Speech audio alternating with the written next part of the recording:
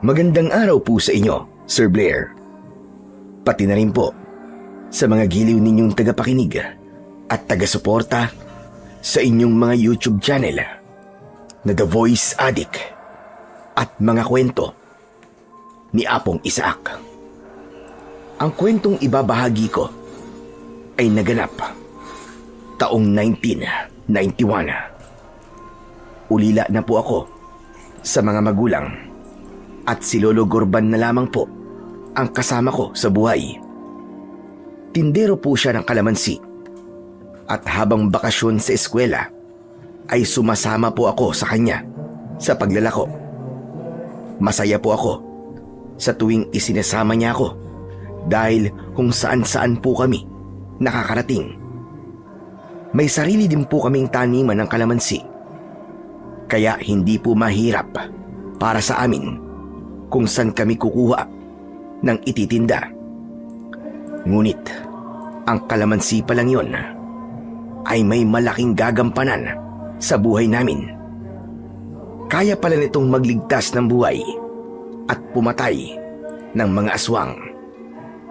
Sa maniwala rin po kayo at sa hindi, iniligtas po kami ng kalamansi upang hindi kami mahawa ng aswang. Upang lubusan niyo pong maunawaan ang aking istorya, sisimulan ko po sa araw na naglako kami ng kalamansi sa isang baryong hindi pa namin nararating ni Lolo Gorban. Kilalanin niyo na lamang po ako sa pangalang Pupoy.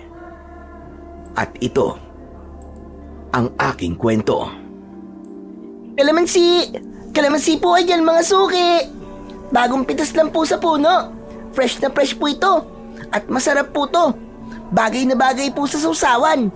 Ilagay niyo po sa toyo o kaya sa patis na may sili. Nakpo! Yari po ang sinigang, nilaga, o kaya ang piniritong isda. Sige na po, bili na po kayo, mga suki!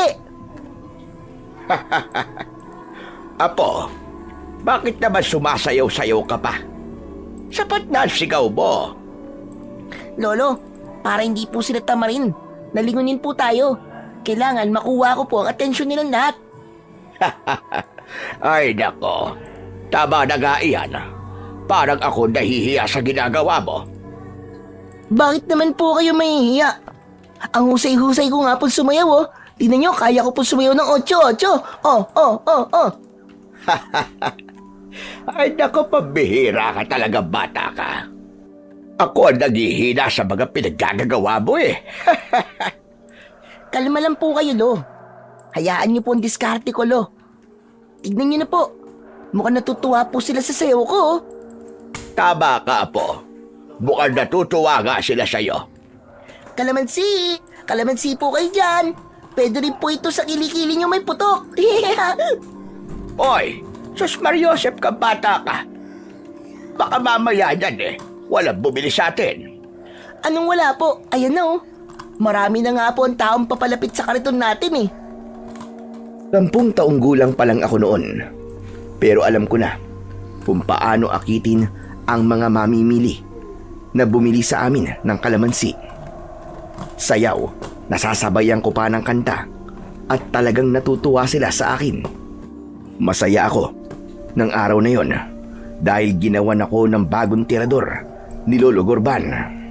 Nakasabit yon sa leeg ko at kapag napapadaan kami sa kakahuyan, nagtatarget ako ng mga ibon para naman alagaan ko.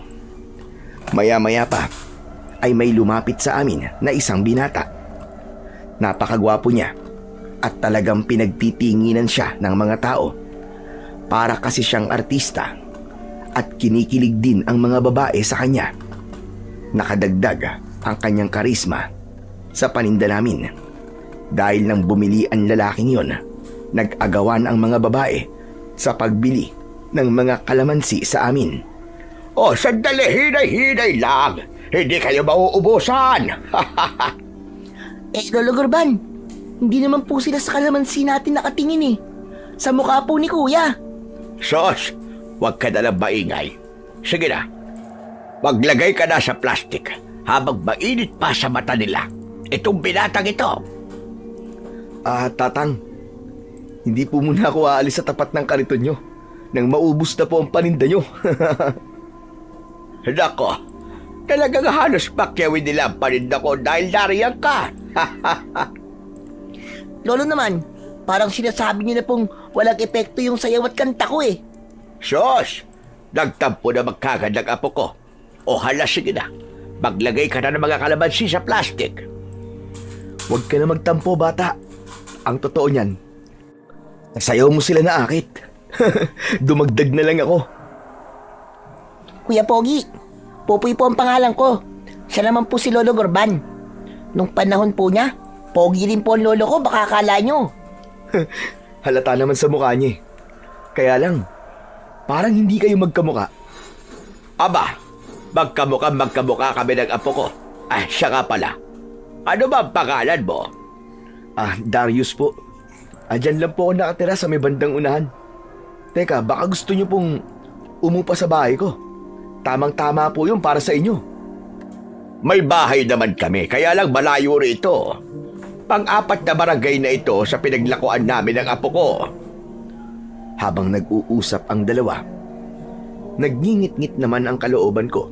Paano ba naman? Narinig ko na naman ang madalas kong marinig sa iba. Hindi raw ako kamuka ni Lolo Gorban. Natural, kamuka ko syempre ang mga magulang ko. Ewan ko ba, sa tuwing may nagsasabi nun sa amin ni Lolo Gorban, para bang sumasakit ang puso ko. Pakiramdam ko tuloy, baka hindi niya ako apo. Kaya lang, kapag sinasabi ko yon, nagagalit siya at nasasaktan din.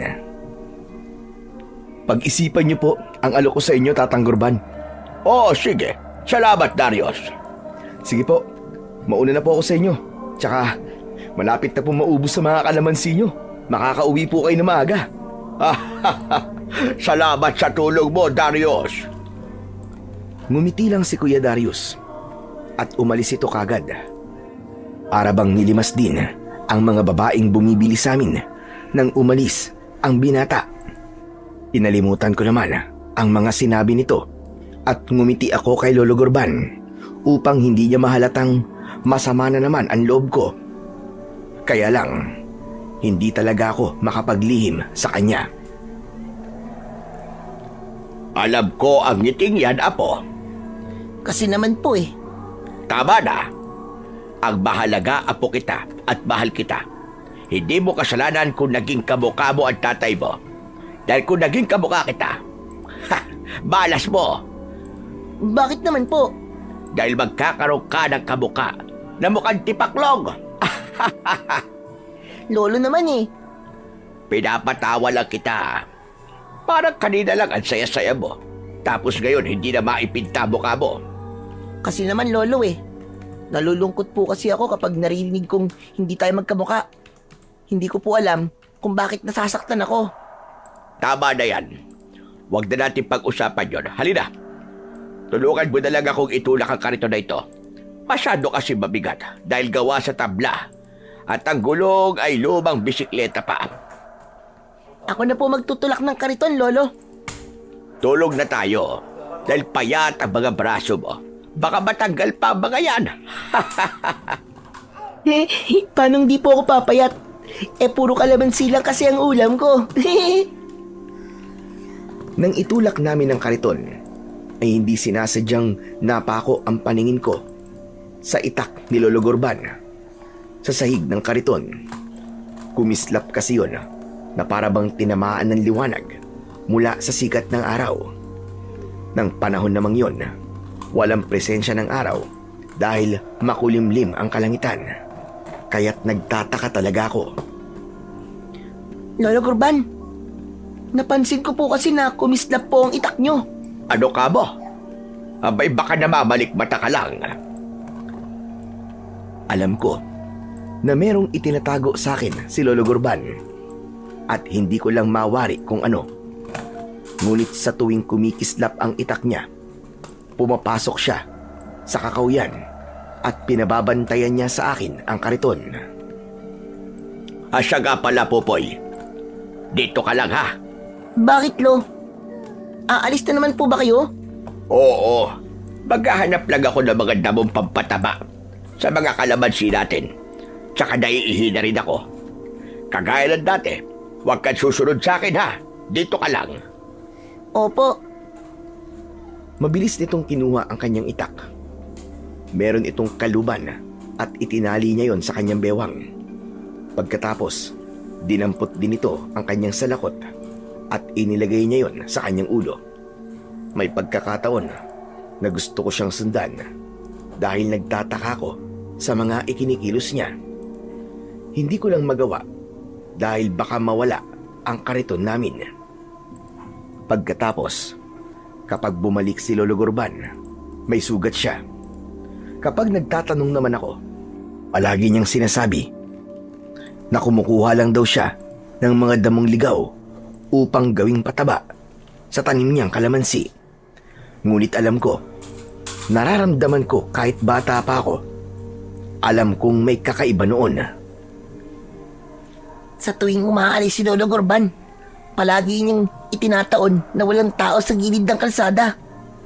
Pagkatapos, wala pang bahay na nakatayo. Kung tutuusin, kahit walang bantay rito, hindi naman tumawawala eh. Sundan ko na kaya siya.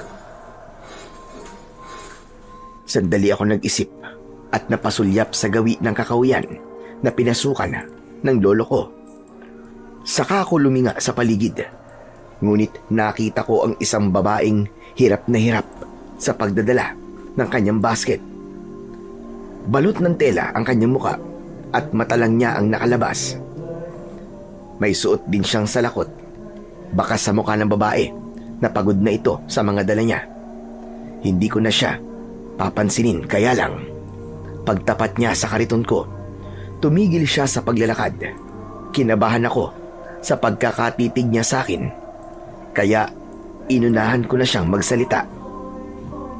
Ale, bibili po ba kayo ng kalamansi?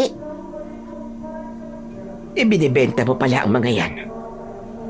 Opo, Sino ang kasama mo rito? si Lolo Gorban ko po. Nasaan siya?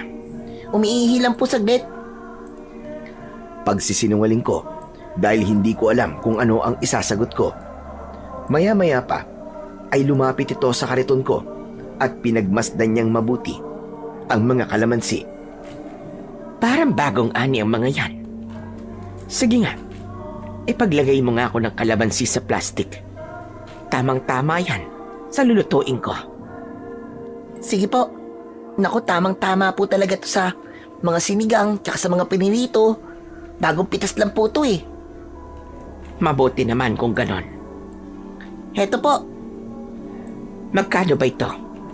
10 piso lang po yan, Ale. Oh, hetong bayad ko. Ilagay mo ang kalamansi dito sa basket ko. Mabilis kong inilagay ang kalamansi sa loob ng basket ng babae. Kahit hindi ko nakikita ang bibig niya, alam kong ngumiti siya sa akin dahil naningkit ang kanyang mga mata. Maya-maya pa ay umalis na rin ito. Pagkalipas ng 15 minutong paghihintay ko, dumating si Lolo Gorban. Kagaya ng inaasahan ko, may sugat na naman siya sa braso. Lolo Gorban, may dugo po ang braso nyo. Ano na naman pong nangyari sa inyo? Nakakita ko ng busang. Hinabol ko. Hindi ko naman napansin na may sangang nakaharang sa daan. Ayun, nadali ako. Lolo Gorban, alam ko na po yan eh. Naulaan ko na po na kapag bumalik kayo rito ay may sugat na naman kayo. Ano ka ba? Palagi po kasi kayo nasusugatan sa tuwing iniiwan niyo po ako. Nangyayari po yun kapag kumikislap po ang itak nyo. Ano po ba talaga ang ginagawa nyo sa tuwing umaalis po kayo? Apo. Nag-iisip ka lang ng kung ano-ano. Hala, sige na. Huwag ka nang magtanong. Umalis na tayo dito. Sige po. Sabi nyo eh. Heto nga po pala ang benta ko kanina oh. May bumili po sa akin habang wala po kayo. Yan ang dahilan kung bakit iniiwan kita rito. Para kapag may bumili, makakabenta pa tayo, o di ba? Ay nako, nakahanap na naman ng palusot. Ano ka ba? May sinasabi ka ba? Wala po. Sabi ko po, umalis na po tayo dito. Sa tuwing nagtatanong ako, Mabilis siyang nakakahanap ng paraan para hindi niya masagot ang mga tanong ko. Ngunit hinahayaan ko na lamang yon. Wala namang lihim na hindi nabubunyag. Maya-maya pa ay nakita ko si Lolo Gorban na kumuha ng isang pirasong kalamansi. Hiniwa niya yon at ipinatak niya sa kanyang sugat. Ay, Diyos ko po! Ang hapdi talaga ng katas ng kalamansi sa sugat! Bakit po ba nilalagyan nyo ng katas ng kalamansi ang sugat nyo, Lo? Para hindi ito maimpeksyon at maludasan ang pagdurugo. Kitang-kita ko ang pagngiwi ng muka ni Lolo Gorban dahil sa sakit. Nasubukan ko rin yon nung aksidenteng mahiwa ang kamay ko at nalagyan ng katas ng kalamansi. Talagang mahapdi. Kaya naiintindihan ko kung bakit ganun na lamang ang reaksyon ni Lolo Gorban. O tara na, itulak na natin ang kariton nang maubos na ang mga kalamansi. Hindi nyo po ba itatabi yung itak at salakot nyo? Hindi na. At hindi natin alam kung ano ang naghihintay sa atin sa dulo ng kalsadang ito. Ilang minuto lang ang inilakad namin. Narating namin ang isang lugar na maraming bahay. Gawa ang mga yon sa kugon at kawayan. Isang maliit na komunidad. Nakakaiba ang mga itsura ng pananamit nila. Imbis na tela, dahon ng kugon ang damit nila. Maraming mga batang naglalaro. At pagpasok pa lang namin sa baryong yon, pinagtitinginan na kami ng mga tao. Ang iba, parang ngayon lang nakakita ng tao dahil lumapit pa sila sa kariton namin. Lolo Gorban, Huwag kang matakot. Ganyan talaga sila dito. Pero mababait sila. pero inaamoy po nila tayo. Hayaan mo. Mamaya aalis din ang mga yan. Hindi nga nagkamali si Lolo Gorban. Umalis sila at hindi na kami pinansin. Kaya lang talagang natakot ako dahil ang ibang mga bata hinawakan pa ako sa braso para silang taga-ibang planeta. May mga itim sila sa paligid ng kanilang mga mata at may 3 tuldok na kulay puti sa noo. Si Lolo Gorban naman, hindi siya natatakot dahil binigyan niya ng mga kalamansi ang mga taga roon at nagtaka ko sa ginawa nila.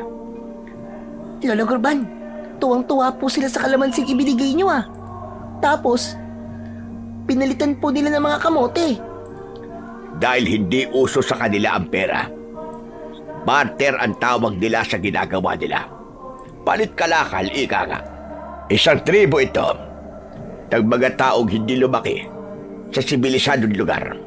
Kaya huwag kang matakot sa kanila. Mababait sila. Naiintindihan ko na po.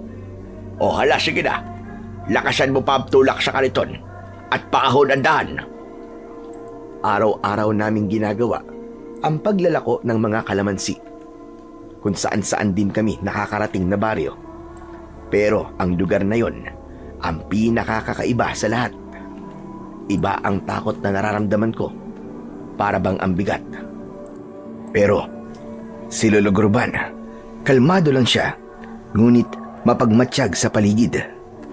Maya-maya pa ay dumaan ulit kami sa kakauyan. Lolo, ang dami namang mga ibon dito. Tumigil po muna tayo. Bakit? Anong gagawin mo? Gusto ko pong humuli ng isa. Aalagaan ko po. Paano kung mapatay mo? Hindi po yan. Dumampot ako ng bato sa gilid ng kalsada.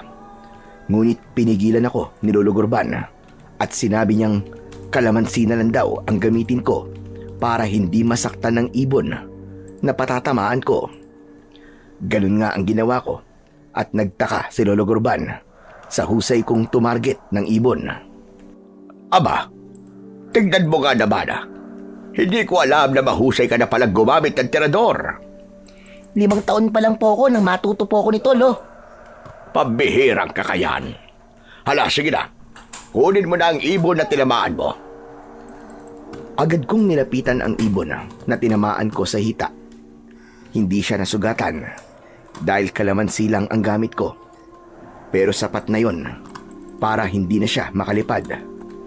Napansin ko ang tali sa paa niya, kaya natitiyak kong nakatakas lang din ito mula sa unang nag-alaga sa kanya. Nang maibalik ko ang tirador ko sa leeg ko, maingat kong dinampot ang ibon, saka ko hinaplos ang kanyang hita. Pasensya ka na kung nasaktan kita ha. Huwag kang mag-alala. Aalagaan naman kita eh. Teka, batay sa kulay at itsura mo, ikaw yung ibong kilyawan. Tama ba? Popoy, bilisan mo! Bumalik ka na rito! Nagtataka man ay nagbadali akong lumapit sa kinaroroonan ni Lolo Gurban. Ngunit paglapit ko, sabay hugot niya sa kanyang itak. Iwinesiwas niya kagad ang talim nun sa ere, at sa pagpalo nito, bumagsak sa harapan namin ang malaking aso na halos kasing taas at laki ko. Lo, ano pong klaseng hayop yan? Saka ka na magtanong. Bilisan mo. Sumakay ka na sa kariton. Dala ang ibong kilyawan. Agad akong sumakay sa kariton. Inilapag ko muna sa sahig ang ibon. Saka ko iginala ang paningin ko sa paligid. Kaya napansin ko ang katawan ng asong tinamaan ng itak ni Lolo Gurban. Umuusok ito at natuyo ang katawan. Dahil doon, inihanda ko ang teredor ko at binalahan ko ng kalamansi. Saka ko itinutok sa kawalan. Anong ginagawa mo?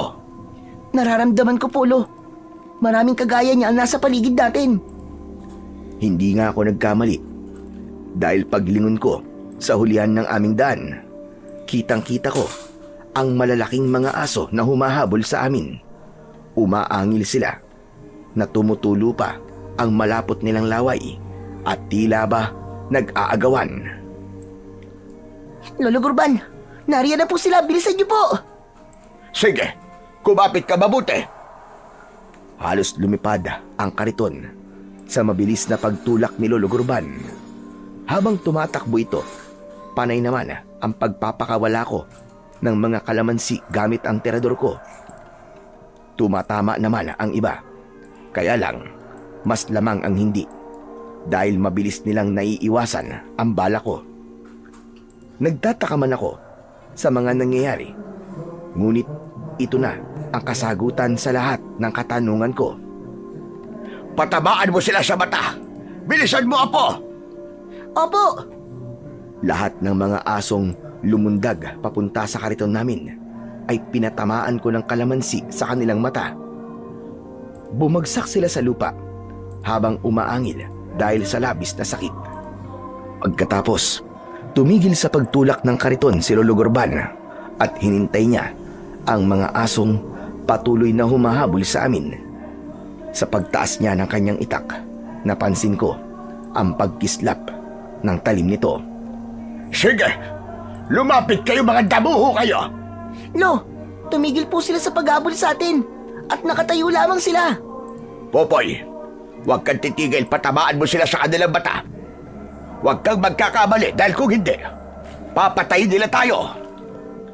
Kasabay ng sigaw ni Lolo Gurban, sumugod ang mga aso. Takot na takot ako ng mga sandaling yon dahil nagulat ako sa aking mga nasaksihan. Maraming tanong ang naipon sa isip ko, ngunit mas inuna kong sundin ang utos ni Lolo Gurban.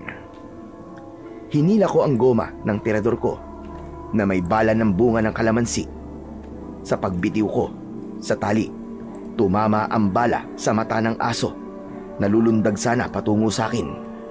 Habang nasa ere ito, nakita kong bumaon ang kalamansi sa mata ng aso at bumulwak ang dugo mula roon. Saktong pagbagsak nito sa lupa, itinarak naman ni Lolo Gurban ang kanyang itak sa dibdib ng aso. Umusok yun. Bumula ang bibig nito at nagulat ako nang matuyo ang katawan nito hanggang sa makupi na parang lata. Sige, magsilapit kayo mga halimaw kayo! Napakunot ang noo ko dahil hindi ako maaaring magkamali sa narinig ko. Tinawag ni Lolo Gurban Nahalimaw ang mga asong umatake sa amin.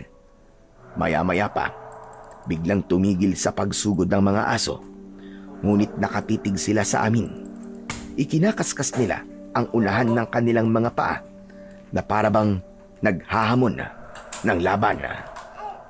Itinaas ni Lolo Gurban ang kanyang matalas na itak at siya mismo ang unang sumugod sa mga ito. Kaya naman, mabilis din akong nagpakawala ng mga kalamansi at pinuntirya ko ang kanilang mga mata. Bago pa man makalapit ang matanda sa kinaroroonan ng mga aso, napabagsak ko na sila. Isa-isang pinagsasasaksak ni Lolo Gurban ang mga asong nakahiga sa lupa. Kagaya sa nangyari sa unang aso, nakupirin ang bungo ng mga nilalang. Natuyo ang kanilang katawan habang umuusok ang kanilang mga sugat. Maya-maya pa ay nanghihinang bumalik sa kariton namin si Lolo Gurban. Isinuksok niya ang kanyang itak sa bewang niya at inayos niya ang pagkakalagay ng salakot sa ulo niya. Ako naman, isinuot ko ulit sa leeg ko ang terador at tahimik akong naupo sa sahig ng kariton. Wala akong imik na nakatingin lang sa unahan ng sinasakyan ko habang tulak yon ng matanda. Naglakad siya na parabang walang nangyari. Alam kong maraming tanong ang nabuo sa isip mo, Apo. Kaya't sige na, magtanong ka na.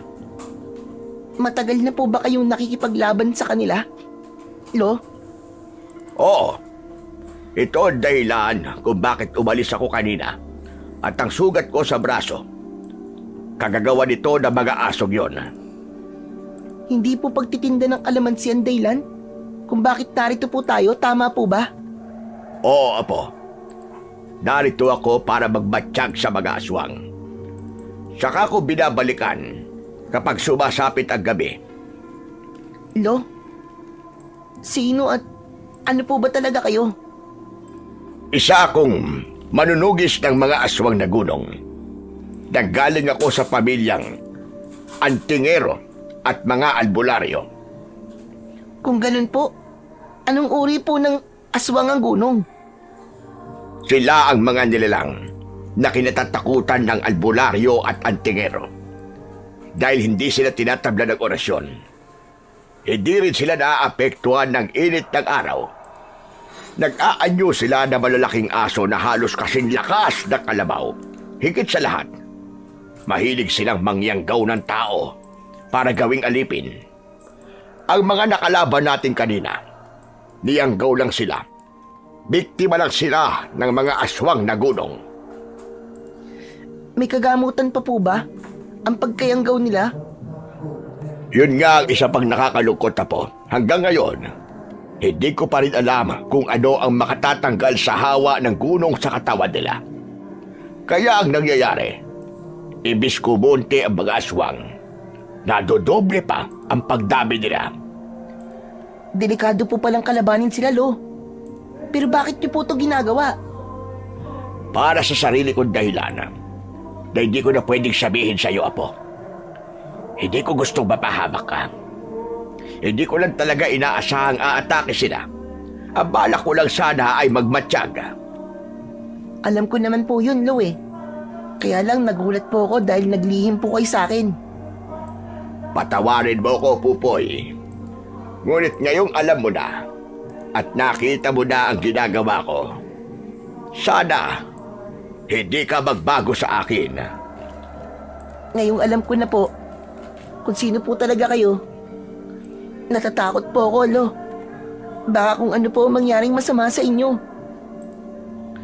Matagal na akong manunugis.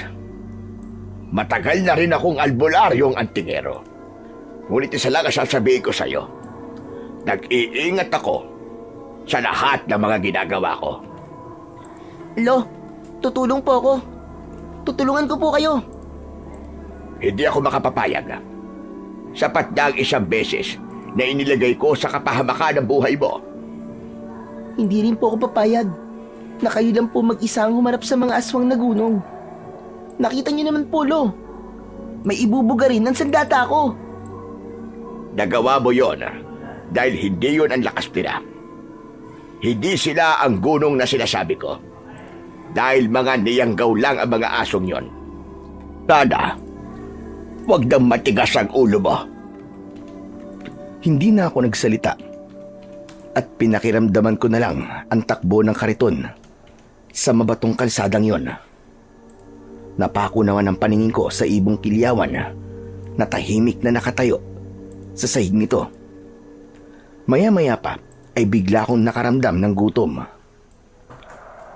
Naririnig ko na kumukulo ang tiyan mo. Gutom ka na ba? Hindi ako sumagot. Masama ang loob ko dahil ayaw niya akong payagan na sumama sa kanya. Alam kong nagtatampo ka dahil sa mga sinabi ko. Ngunit mapanganib kung isasama pa kita sa laban. Tapat na ang pagtitinda natin at makasama ka sa pagbabatsyag ko sa lugar na ito. Hindi ko hahayaang mapahama ka na dahil sa akin na po. Malaki na ang utang ko sa iyo at ayoko nang dagdagan pa yon. Palagi niyo po sinasabing malaki na ang utang niyo sa akin. Hindi ko po kayo naiintindihan eh. Pero sana naman po, wag na kayo magsasalita ng ganyan. Sa pagpapatuloy ng pagtutulak ni Lolo Gurban sa kariton, tumigil kami sa isang gilid ng kalsada. Ano kaya ang pinipilahan nila roon? Isang karinderya ang pinipilahan po ng mga tao, lo. Sa palagay ko po, masarap ang pagkain doon. Parang bigla po ako nagutom, ah. Hala, sige. Itatabi ko muna ang kariton at bibili tayo ng makakain. Lahat ng dumaan sa tapat namin ay nakangiti at inaamoy pa ang dala nilang plastik. Bigla tuloy nagwala ang sikmura ko at kumulo yun ng kumulo. Lo, nakakagutom po ang amoy ng pagkain dala nila. Ang mabuti pa, dito ka lang at ako na lang ang lalapit sa karinderya. Tila nakalimutan namin ang bagay na pinag-uusapan namin kanina. Dahil sa mabangong amoy ng pagkain na yon, nabaling ang atensyon namin sa karinderyang nakatayo sa gilid ng kalsada. May mga sasakyan din kagaya ng kalesa, tricycle at jeep na nakapila din doon. Lahat sila naghihintay ng pagkain sa dalawang nagtitinda doon. Isang babae at isang lalaki ang naroroon at nakangiti habang nakikipag-usap sa mga customer. Teka, sandali lang. Hindi kayo mauubusan. Huwag po kayo mag-agawan. Mukha kang masarap dahil nag-aagawan ng mga tao sa tinda nilang pagkain. Talaga pong masarap. Tignan niyo po yung isang lalaki ron, no? Sa loob po ng karinderya. Kanina ko pa po napapansing magkakasunod ang pagsubo niya sa pagkain at panay ang hirit niya ng isa pang ulam. Habang pinanonood ko ang mga taong yon sa loob at labas ng karinderya, masasabi kong sulit ang lasa nun. Dahil doon, nakipila na rin si Lolo Gurban. At kung bibilangin, ay nasa pang 20 bilang si Lolo Gurban. Ako naman ay nagmamasid lang sa paligid. Maya-maya pa ay nagulat ako dahil nakita kong naroon din si Kuya Darius. Kagagaling lang nito sa loob ng karinderya at mukhang kakatapos lang din itong kumain. Hindi niya ako napapansin dahil lumapit siya sa kalesang nakaparada sa gilid ng kalsada. Kutsero pala ito at agad na pinatakbo ang kabayo nito papalayo sa lugar na yon. Sayang naman, hindi ako nakapagtanong kung masarap ba ang pagkain doon. Nahaplos ko ang tiyan ko dahil talagang gutom na ako. Napatitig naman ako sa babaeng naglalagay ng kanin sa plastik ng mga taong bumibili rito. Abay, sandali lang. Hindi naman kayo mauubusan ng kanin. Marami pa kami sa loob ng kusina. Teka, tipapakuha ko lang. Asyong, ikaw na nga maglabas ng malaking kaldero rito sa tindahan. Sige, Mirna. Ikaw na muna magbigay ng ulam sa iba nating customer, ha? Mula sa kinaroroonan ko, naririnig ko ang kanilang pinag-uusapan. Kaya nalaman ko na si Aling Mirna yung babae at si Mang Asyong naman ang tinderong lalaki. Sa tingin ko, wala silang katulong. Sila lang talaga ang namamahala sa karinderya. Ilang minuto pa ang lumipas. Nakita kong lumapit na si Lolo Gurban sa babae. Pabili nga ako ng ulam na ito. Adobo? Ilan pong order? 2, saka 2 kanin na rin. Tatang, gusto rin niyo po ba na sabaw? O sige, bigyan mo rin ako. Kakainin niyo po ba rito? Hindi, doon na lang kami kakain sa kinaroroonan ng kariton namin. Tumingin ang dalawa sa gawi ko. Kaya natiyak ko na itinuro ni Lolo Gurban ang kinaroroonan ko para sa lugar na kakainan namin. Puno na kasi ang loob ng karinderya, kaya dito na lang kami sa kariton pupwesto. Maya-maya pa ay lumapit na sa akin si Lolo Gurban, dala ang mga pagkaing binili nito. Nakangiti siya nang iabot niya sa akin ang mga binili niyang ulam. Hawakan mo nga muna ito, Apo, at itutulak mo muna ang kariton natin papunta sa punong yon. Para naman may silong tayo. Medyo masakit na rin sa balat at sikat ng araw. Nang maitabi ni Lolo Gurban ang kariton namin, sabik na akong buksan ng pagkain. Ang matanda naman ang naghanda ng pagkakainan namin. Lolo Gurban, ang sarap po ng amoy ng adobo. Nakakagutom na po, bilisan niyo na po. Sandali lang. Hindi pa natin pwedeng kainin yan. Ay, oo nga pala. Hindi po kumpleto ang pagkain natin kung hindi po natin pipigaan ng kalamansi, di po ba? Tama ka, Apo ko. Madalas napapansin ko yon kapag kumakain kami sa karinderya. Kahit saan, basta tungkol sa pagkain. Kapag napipigaan na ni Lolo Gurban ng kalamansi, saka kami magsisimulang kumain. Kumuha siya ng isang kalamansi at ipiniga niya yon sa adobo. Ngunit, nanlaki ang mga mata ko nang makita kong nagbago ang itsura ng pagkain. Maging ang kulay nito. Hala, Lolo Gurban, ano pong ibig sabihin nito? Bakit may daliri po ng tao? Kaninang tingin ko po dyan ay buntot ng baboy. Sinasabi ko na nga ba't na kapag dududa ang dami ng tao na nakapila sa karinderyang yon, hindi ito maaari. Lolo, hindi ko po naiintindihan eh. Paano po nangyari to? Ang katas ng kalamansi ay kayang magtanggal ng itim na orasyong nakabalot sa pagkain. Kaya ang nakikita mong itsura ng pagkain ay hindi totoong karne ng baboy, kundi karne ng tao. Hala, grabe naman po, Lolo. Paano po yung mga nakakain na? Ano na po ang mangyayari sa kanila? May yagaw na sila, Apo. Hahanap-hanapin na nila ang lasa ng pagkaing itinitinda ng karinderyang yon. Ano po sa palagay nyo? Aswang po ba ang dalawang yun? Hindi ako sigurado. Dahil malay mo, kung tindero lang sila sa karinderyang yon. Isa pa, wala akong naramdamang kakaiba sa kanila. Malalaman ko kung aswang sila dahil kikislap ang itak ko. Lo, panay po yung sulyap ng babae sa ating kinaroroonan, no? Baka po mahalata nila tayo. Huwag ka magpapalata na may natuklasan tayo. Hala, sige na. Kainin na lang natin ang kanin mo. Walang kakaiba sa kanin nila. Sige na, para kunwari, kinakain natin ang ulam na binili natin sa kanila.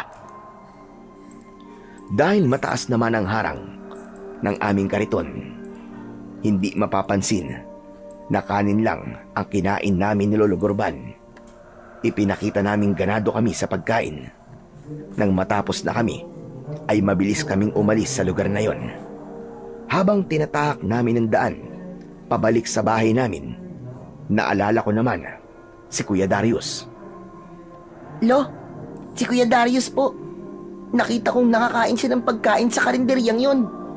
Ano ka mo? Opo, sigurado po ako dun, Lo.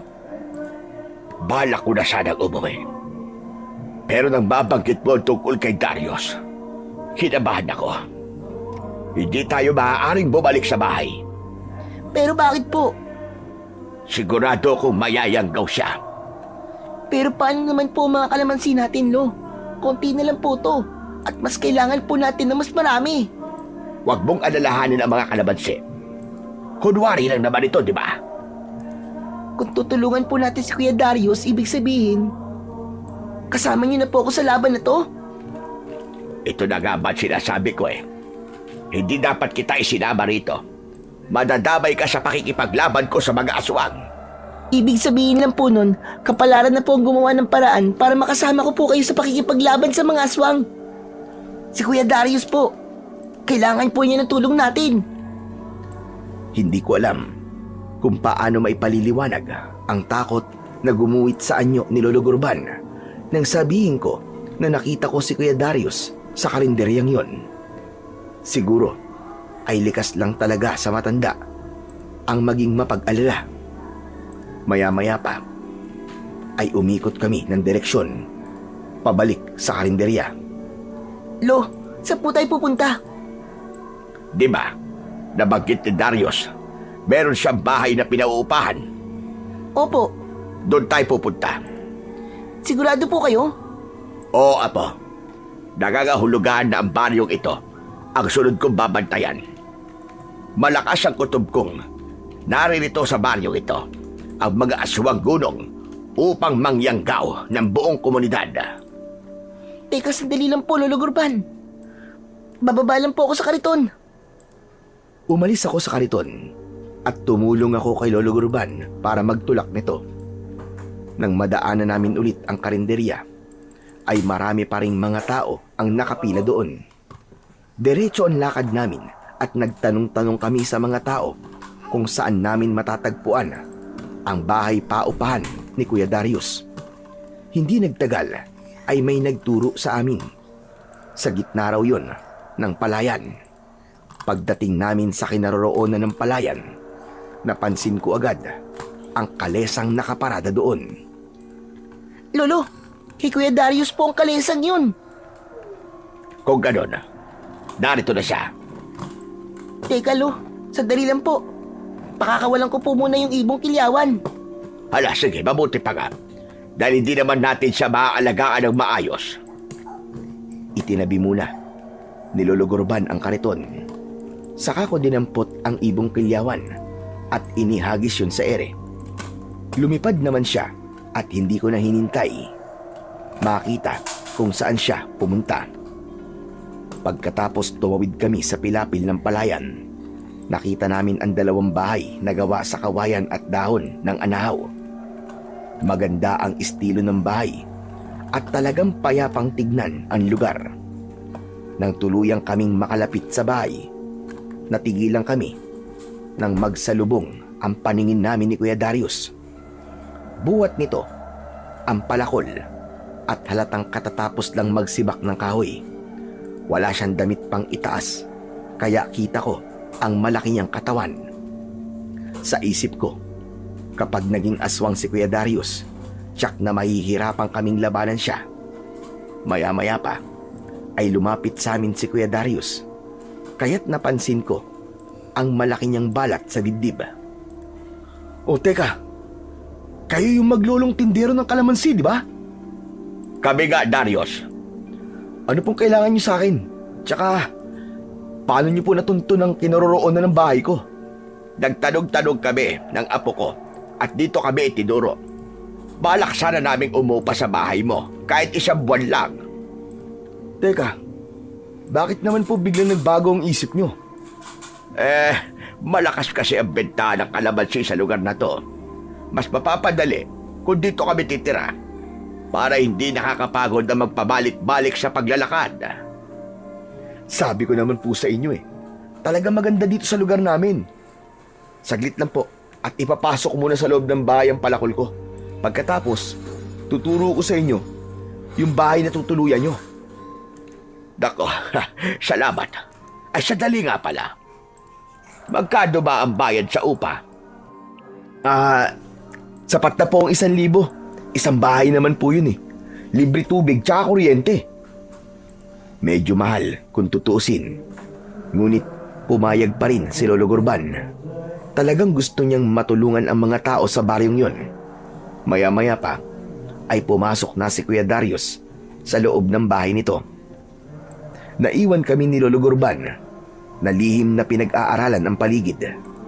Maya-maya pa ay bumalik na si Kuya Darius at nagpalit na rin ng damit.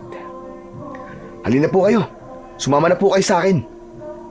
Sumunod kami sa lalaki at sa paglilibot namin, wala akong nakitang ibang tao roon. Kaya hindi na ako nakatiis at nagtanong ako sa kanya. Kuya Darius, nasan po ang pamilya ninyo? Kayo lang po ba sa bahay na ito? Oo. Matagal na kasing patay ang mga magulang ko eh. Nasunog sila sa tambakan ng palay. Pareho po pala tayo. Ulila na po sa mga magulang. Kumusta ka naman dito, Darius? Ayos naman po. Kahit papano, nakakaraos naman po. Oh, nandito na po tayo. Ito po palang bahay na tutuluyan nyo. Dalawa na po ang silid. Tapos may mga bintana na nakatapat po sa palayan. Kaya presko po ang hangin dyan. Wow! Ang ganda po dito, Lolo Gurban. Hindi agad nakasagot sa akin si Lolo Gurban dahil nahuli ko siyang nakatingin lang sa muka ni Kuya Darius. Iniisip ko na lang na baka talagang pogi si Kuya Darius kaya natutuwa si Lolo Gurban na pagmasdan nito. Natawa naman ang binata nang mahuli nitong titig na titig sa kanya si Lolo Gurban. May gusto po ba kayong sabihin at kanina pa po kayo nakatitig sa mukha ko? Bala ko sanang iwan muna sa'yo si Popoy. Mag-aadi lang ako ng kalamansi sa bahay namin. Babalik din kagad ako. Lo, iiwan niyo po ako rito? Oo, madali lang naman ako ron. Poy, may kukunin lang si Tatang Gurban. Ako na ang bahala sa'yo rito. Salamat sa iyo, Darius. Kukunin ko na ang bahay na to. Kukuha na rin ako ng mga gamit namin. Mahihirapan kasi ang apo ko kung isasama ko pa siya pabalik. Tama po kayo. Kaya lang baka abutan po kayo ng dilim sa daan. Walang problema. Sanay naman ako sa dilim. Mag-iingat na lamang po kayo. Wala na akong nagawa. Nang lumabas ito ng bahay, inihatid muna namin si Lolo Gurban sa gilid ng kalsada at tinanaw ko siya hanggang sa makalayo ito.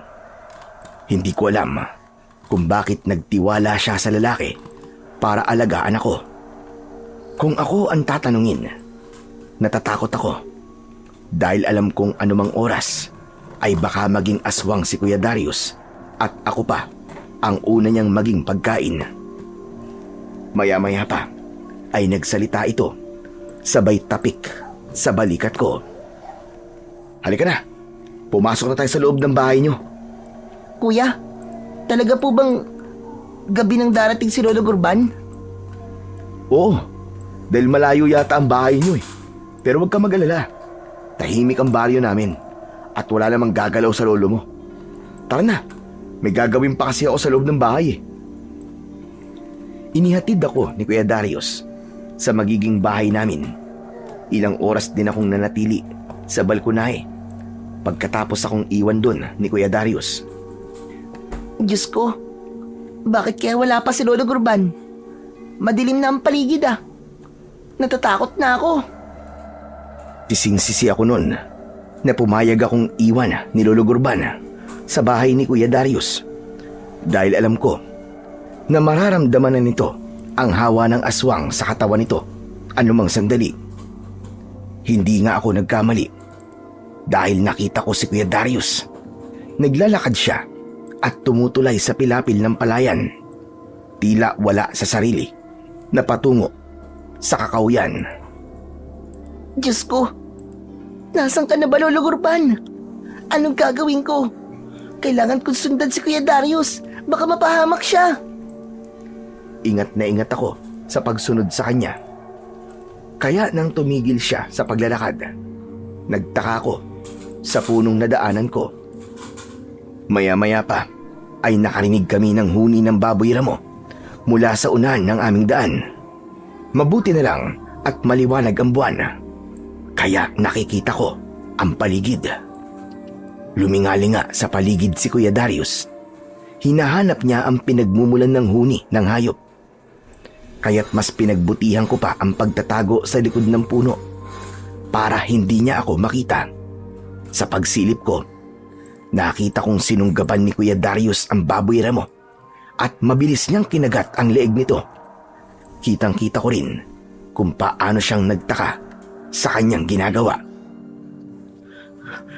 Ano nangyayari sa akin? Bakit nagkakaganito ako? Pinagmasdan nito ang mga kamay na may bahid ng dugo. Kahit pigilan nito ang kanyang sarili, hindi niya makontrol ang kanyang katawan. Tuluyan niya nang isinubsob ang kanyang bibig sa katawan ng kaawa-awang hayop at pinunit niya nang walang kahirap-hirap ang balat nito. Hinugot din niya ang lamang loob ng baboy ramo sa kanilang takan na para bang sarap na sarap ito sa lasa. Dinig na dinig ko ang pagnguya niya sa karne at buto ng baboy ramo. Kailangan ko ng mga bato. Baka mapansin ako ni Kuya Darius at ako naman ang sunggaban niya. Naghanap ako ng mga bato sa lupa at ibinala ko yun sa terador ko. Pagkatapos, itinutok ko ito sa ulo ni Kuya Darius. Kaya lang, may biglang humawak sa kamay ko para pigilan ako. Nagulat ako nang makita ko si Lolo Gurban. Lolo! Huwag mo siyang sasaktan. Hayaan mo lang siya kumain ng hayop.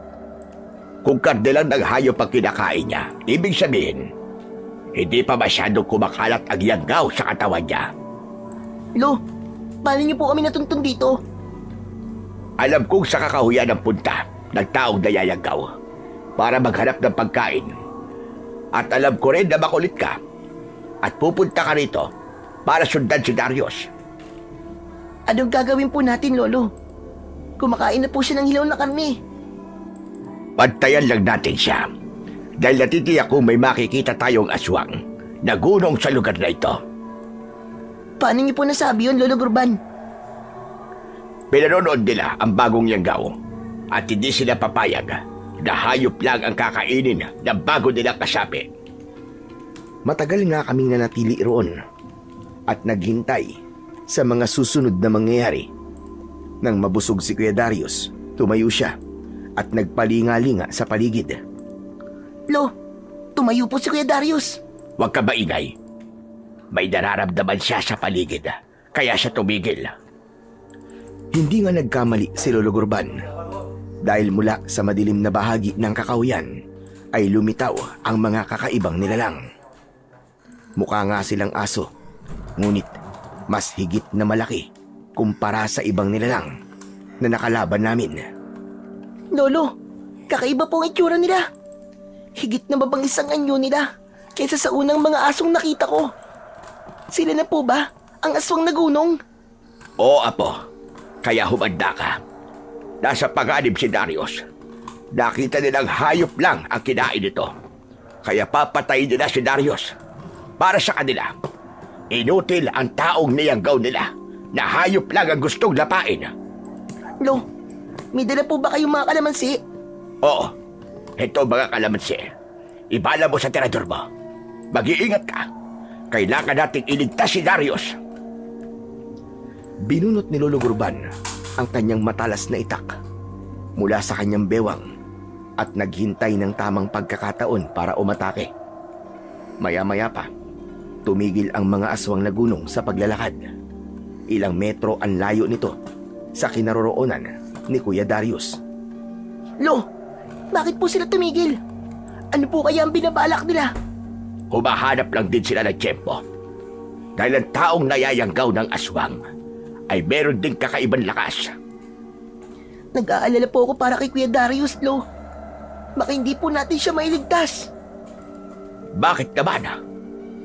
Maskulado po ang kanilang katawan.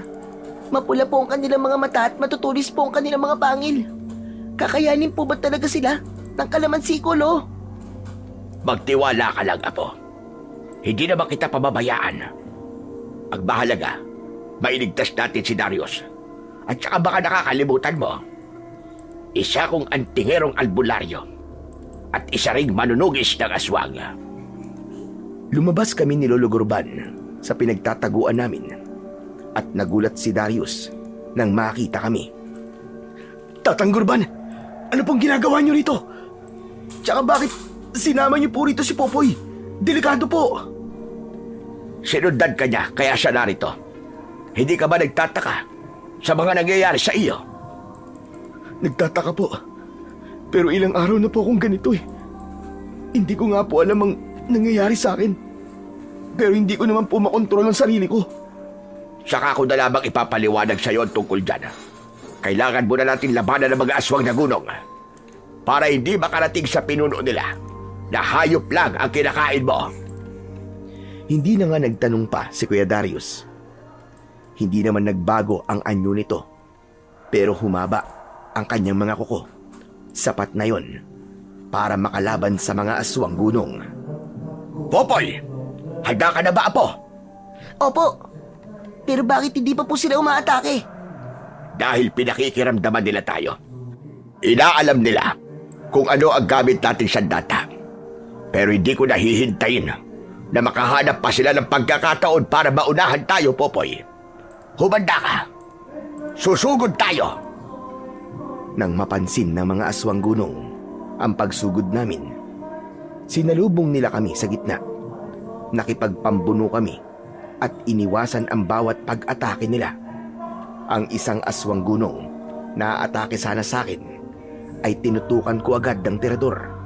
Sa ere pa lang, tinamaan ko na siya at bumaon ang kalamansi sa mata niya. Nang bumagsak siya sa lupa, itinarak naman ni Lolo Gurban ang kanyang itak sa dibdib ng aswang. Si Kuya Darius naman, ginamit niya ang kanyang matatalas na kuko para saksakin ang aswang na umatake sa kanya. Ngunit mas malakas ito sa kanya, kaya hindi niya naiwasan ang kuko nito at tinamaan siya sa dibdib.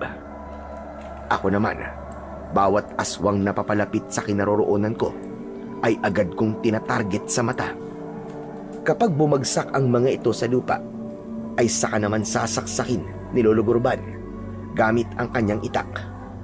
Nagkikikisay ang katawan habang umuusok ang sugat nila hanggang sa matuyo ang katawan ng mga ito. Nang tumigil ang kaguluhan, narinig namin ang boses ni Kuya Darius. Tulong! Tulungan niyo ako! Mabilis na nilapitan ni Lolo Gurban si Kuya Darius na nakahiga sa lupa. Hawak nito ang dibdib at duguan. Diyos ko! Malalim ang sugat mo! Halika rito! Tulungan mo kung alalayan si Kuya Darius mo, Popoy! Sobrang sakit po ng sugat ko, Tatang. Aray! Tiisin mo muna. Kailangan natin makaalis sa lugar na ito. Inalalayan naming maglakad si Kuya Darius at bakas sa akbang niya ang iniinda nitong sakit sa dibdib. Pagdating namin sa bahay nito, ay agad namin siyang inihiga sa katre. Sobrang sakit ng sugat ko. Aray! Bakit po ang hapdi? Ganyan talaga kapag kalmot ng aswang. Hindi po ako makapaniwalang aswang ang mga umatake sa akin kanina. Oo, at may hawa ka na ng aswang, Darius. Teka, paano naman po mangyayari yun? Sa pagkain. Sa karinderyang kinainan mo kanina. Ano? Aray, ibig niyo po ba sabihin, nangyayari to sa akin dahil nakakain po ako sa karinderya ni na Aling Mirna at Mang Asyong? Tama ka. Hindi karneng baboy ang niluluto nila, kundi karne ng tao. Kitang-kita ko ang pagbabago sa anyo ni Kuya Darius nang mabanggit ni Lolo Gurban ang tungkol sa karning kinain nito. Bigla siyang nagsususuka at kahit masakit ang sugat nito sa dibdib, hindi nito napigilan ang hindi tumayo. Nang may masmasa nito, ay nangihinang napaupo ulit ito sa katre. Darito kami para tulungan ka. Kaya mo ba tiisin ang sakit ng katas ng kalamansi na ipapatak ko sa sugat mo? Pero napakahapdi po nun. Kapag hindi nagamot ang sugat mo, lalalayan at hindi gagaling hanggang sa maging tuluyan ka ng maging aswang. Gusto mo ba nun? Ayoko po. Ayoko po maging aswang. Kung ganon, tiisin mo ang sakit. Habang nakikinig ako sa pinag-uusapan nila, ay napansin kong kakaiba ang pag-aalala ni Lolo Gurban para dito. Popoy, pahingi ako ng kalamansi. Ito po, Lo.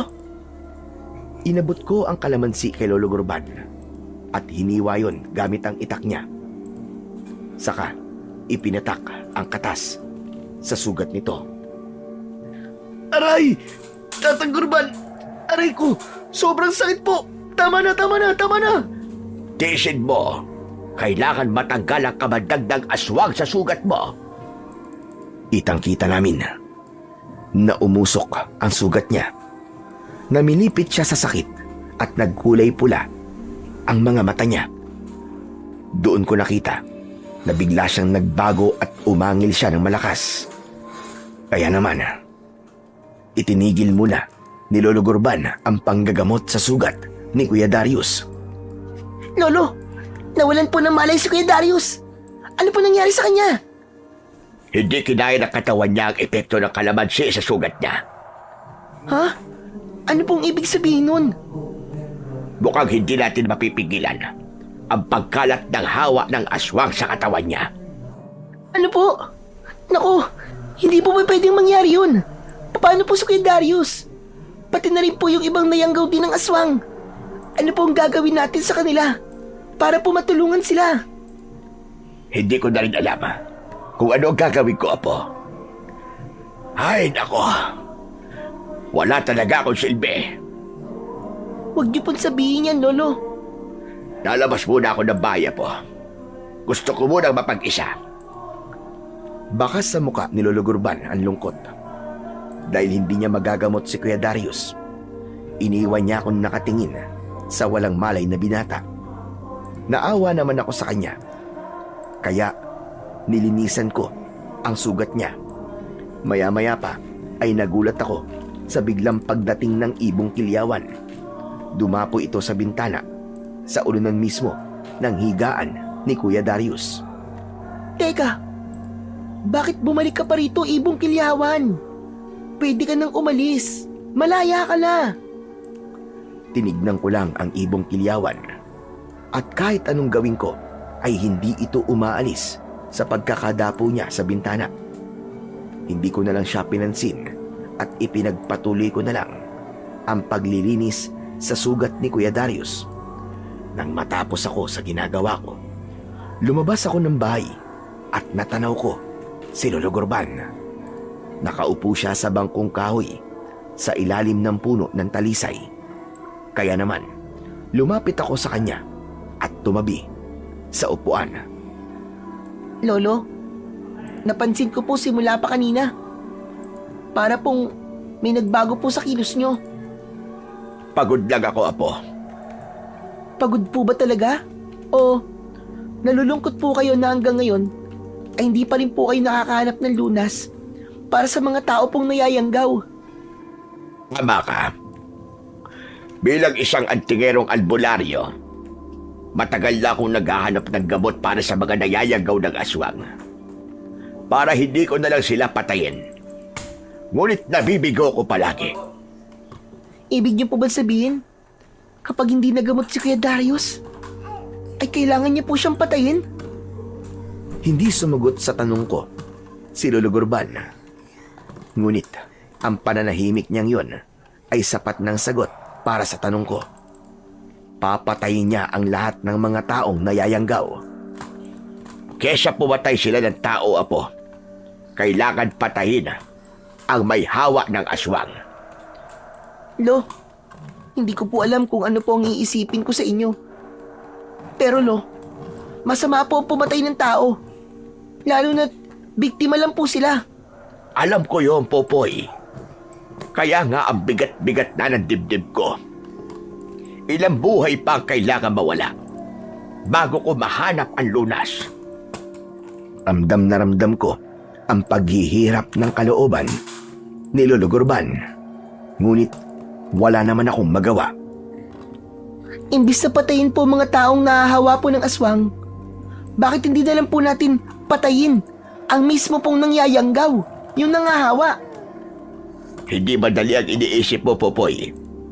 Ang pinuno ng mga gunong ay pinakamalakas na nilalang na hindi basta-bastang natatalo ng kahit na anong sandata.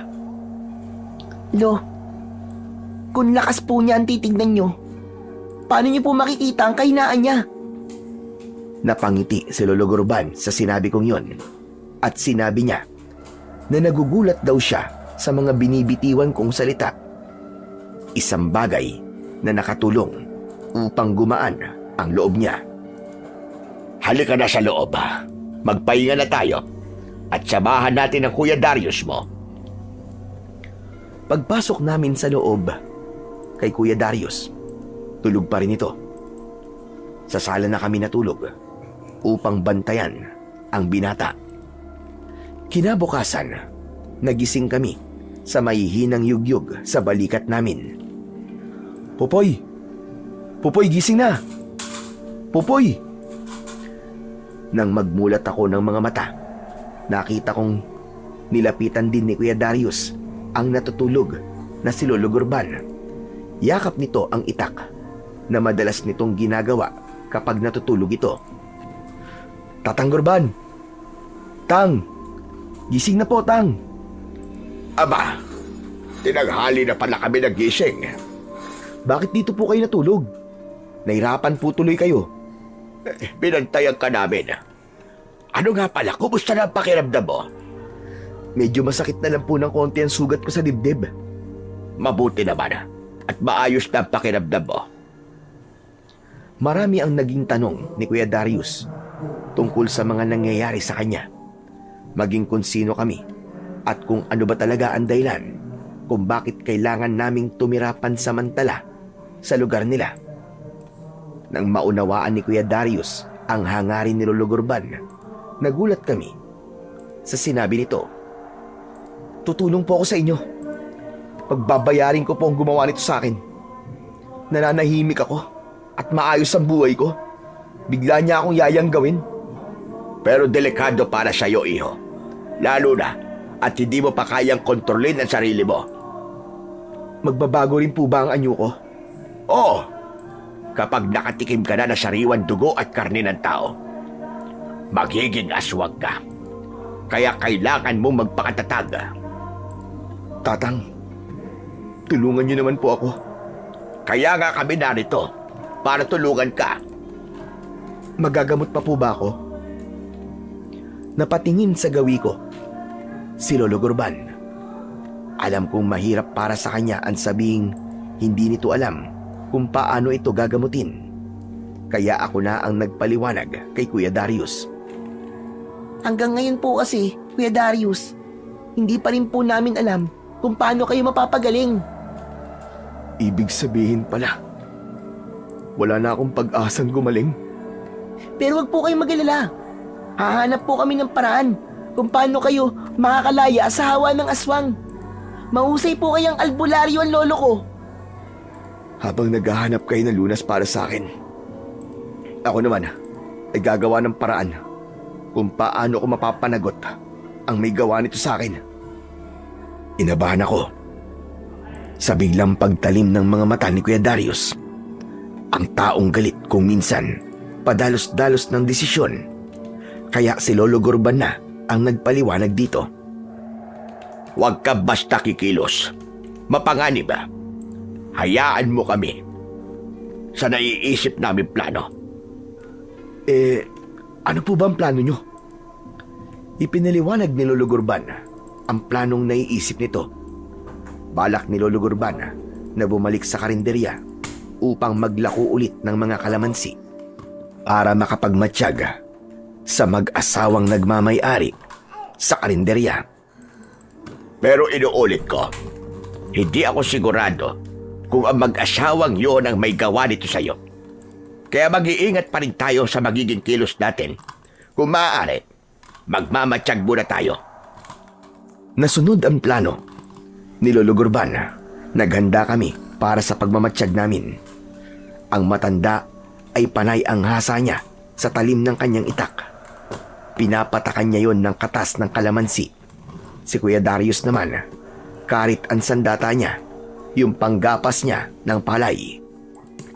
Kinabukasan ay agad kaming naglako ng kalamansi papunta sa kinaroroonan ng karinderya. Habang si Kuya Darius naman ay sakay ng kanyang kalesa at isa-isa niyang inihahatid sa bahay ang mga naging customer ng mag-asawa.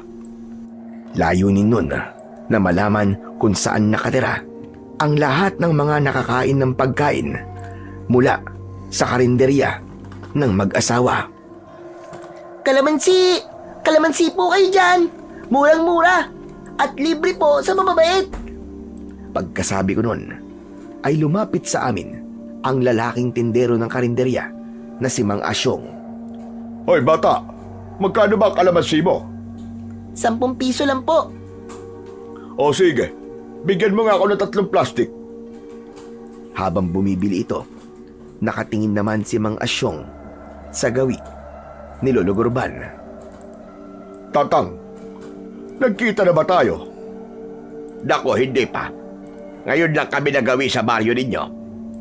Akala ko kasi nagkita na tayo eh. Ito na po ang kalamansi ninyo. Dinagdagan ko na po yan. Aba, salamat at may dagdag. Teka, baka gusto niyong tikman tong bago kong recipe. Ako mismo nagluto. Pasensya na pero busog pa kami. Sa ibang araw na lamang kami kakain sa karinderya mo. Malayo pa ang pupuntahan namin para maglako ng mga kalamansi. Oh, sige. Kayo ang bahala. Asyong, ang tagal mo naman. Napalingon kaming tatlo nang biglang lumapit sa amin si Aling Mirna at direkta siyang nakatingin sa akin. Teka, mukhang nakikilala yata kita. Ako po? Oo, ikaw nga. Ikaw yung batang binilang ko ng kalamansi sa gilid ng kalsada, dun sa may kakahuyan. Kayo po pala yun? Oo. Hindi mo lang ako nakilala dahil balot ng telang mukha ko. Siya nga pala. Si Tatang Bang, kasama mo ng araw na yon. Opo, siya nga po. Mabuti naman at nagkita tayo rito. Gusto ko sanang magtanong kung may napansin kayong ibong kilyawan sa lugar na yon. Mangyaring, nakatakas kasi yung ibon nang bumili ako sa iyo ng mga kalamansi. Hindi ko lang napansin. Ano po eh? Wala po. Wala namang kaming napansing ibong kilyawan sa lugar na yon. Ganun po ba? Teka, hindi ba't kayo rin yung bumili sa karinderya ko? Kami nga yun. Ang sarap nga ng pagkakaluto mo sa adobo. Talaga? Mabuti naman po at nagustuhan ninyo. Kaya naman pala, pamilyar kayo sa akin dahil naging customer na namin kayo. Teka, talaga bang hindi nyo titikman ang bago naming recipe? Sa ibang araw na lang talaga. At kailangan pa namin maglako. O sige po, kayo pong bahala. O, tara na, Mirna. Oo, susunod na ako. Tatang, mag-iingat po kayo sa daan ha. Sana po mapansin nyo rin ang ibong kilyawan ko. Napakunot ang noo ko. Bakit kaya gano'n na lang ang pag-aalala ng mag-asawa sa ibong kilyawan na nahuli ko? Napatingin naman sa akin si Lolo Gurban. Tara na, kailangan na natin makalis dito. Ang mahalaga, bumili sila ng kalamansi sa atin. Bakit po? May ginawa po ba kayo sa kalamansi? Basta, doon na tayo mag-usap sa bahay. Tulungan mo na akong itulak itong kariton. Mabilis naming itinulak ang aming kariton. At habang nasa daan kami, hindi talaga ako nakatiis na hindi magtanong sa matanda. Lo, ano po bang ibig niyo sabihin kanina? Ang mga kalamansi natin ay binuhusan ko ng bertud ng katas ng kalamansi. Isang paraan para mailabas ang tunay na pagkatao nila. Yung po bang madalas na pinapatak nyo sa itak nyo? Oo, Paano po makakatulong sa atin ang bertud ng katas ng kalamansi? sa oras na hawakan nila yon, matatanggal ang proteksyon nila sa katawan. Kaya naman, Hindi sila nararamdaman ng itak ko. Grabe! Ang astig po ng naisip nyo, Lolo Gurban ah. Talagang pinag-isipan ko mabuti yon. Di ba sabi mo hanapin ko kahinaan nila? Imbis na tignan ang lakas nila. Kaya ikaw pa rin ang nakaisip nun. Ikaw ang magaling. Ano po ang sunod na mangyayari, Lo? Tutubuan sila ng mga pantal sa balat at mapipilitan sila magpalit ng anyo. Mararamdaman na rin ng itak ko ang presensya nila. Hindi talaga ako makapaniwalang maiisip yun ni Lolo Gurban. Kaya naman, nang makarating kami sa bahay, ay sabi kami naghintay kay Kuya Darius. Ngunit, hindi siya umuwi. Lo, nag-aalala na po ako. Gabi na po pero wala pa rin po si Kuya Darius. Baka po napahamak na siya. Sana naman ay hindi. Sana ay ayos na siya. Hindi mapakali si Lolo Gurban at bawat kaluskos, napapasilip siya sa labas ng bahay. Ilang oras pa kaming naghintay kay Kuya Darius. Ngunit wala talaga. Hindi siya dumating. Maya-maya pa, tumayo si Lolo Gurban. Lo, saan po kayo pupunta? Bakit bitbit niyo po ang itak niyo? Hindi ako maghihintay lang dito, Apo. Malakas ang kutob kong napahamak na si Darius. Sasama po ako sa inyo, Lo. Hindi na. Dito ka lang. Talaga po bang iiwan niyo ako rito para kay Kuya Darius? Parang nakapagtataka naman po yata. Ako po ang apo ninyo. Huwag nang matigas ang ulo, Popoy. Hindi ko hahayaan na ilagay ang buhay mo sa panganib. Kaya dito ka lang. Magsarado ka ng pinto at bintana. Bakit po ba kayo nagkakaganyan, Lo? Pakiramdam ko mas mahalaga si Kuya Darius kaysa sa akin, ah. Popoy, si Kuya Darius mo ang nasa panganib pero ikaw ligtas ka rito. Ala, sige na, aalis na ako. Dito ka lang at babalik kagad ako. Wala na nga akong nagawa nang lumabas si Lolo Gurban sa pintuan ng bahay namin. Masama ang loob ko dahil yun ang kauna-unahang pagkakataon na iniwan ako ng lolo ko para sa ibang tao. Maya-maya pa ay nakarinig ako ng huni ng isang ibon mula sa bintana. Nang tignan ko yun, nakita kong naroroon muli ang ibong kilyawan. Naku, nandito ka na naman. Ibabalik na kita sa tunay na nagmamay-ari sa'yo. Halika, dadaling kita ron. Nang hahawakan ko na ang ibon, lumipad ito palayo sa akin. Kaya naman, tinitigan ko ang tali sa kanyang paa. Sa tingin ko, ikaw talaga ang hinahanap ni Aling Mirna. Pagkakataon ko nang makalapit sa kanya kapag dinala kita roon. Ayaw mo ba sa amo mo? Kaya ka narito at hindi mo ako iniiwan? Nagulat ako nang humuni ito at lumipad sabay dapo sa balikat ko. Para bang may gusto siyang sabihin. Sige na, hindi na lang kita ibabalik doon. Pero huwag kang magpapakita sa kanila, ha? Naku, kasi malalagot ako pag nakitang kasama kita. Ayos ba yun sa'yo, ha? Ibong kilyawan? Ang sunod nitong ginawa ang hindi ko inaasahan dahil bigla kong naramdaman ang pagbaon ng kanyang kuko sa balikat ko. Kaya naman, dinakot ko ang katawan niya at inihagi siya palayo sa akin. Sobrang sakit ng balikat ko dahil naiwan na nakabaon ang kuko niya sa laman ko. Aray ko! Sobrang sakit! Lintik namang kamalasan to! Dapat pala'y tinapon na lang kita eh! Aray! Kita mo na! Dumugo ang balikat ko! Sinubukan kong hugutin ang kukong nakabaon sa laman ko. Ngunit hindi ko yun matanggal dahil mas lalo lamang itong sumasakit. Paano na to? Paano ko ba ito matatanggal? Takot ako nang mangyari yun sa akin. Lalo na at hindi talaga umaalis ang ibon sa bintana. Nakatingin lang siya sa akin. Maya-maya pa, bigla kong naramdaman ang kakaibang init mula sa sugat ko. Aray, kailangan ko na itong alisin para hindi ko na maramdaman ang init. Ano ba to? Bakit ang init? Anong ginawa mo sa akin, Kilyawan?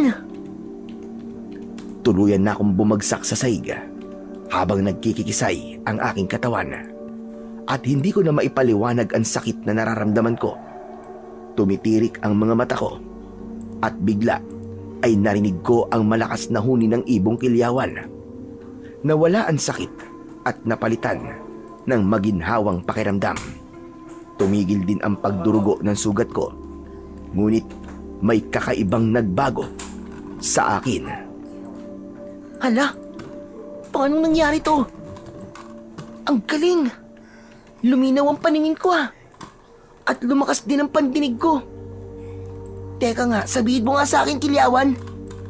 Ano nangyayari sa akin? Anong ginawa mo sa akin? Sa pagtitig ko sa mga mata niya, ay tila naiintindihan ko ang ibig niyang sabihin. Ano ka mo? Mutya mo ang nakabaon sa akin? Paano nangyari yun?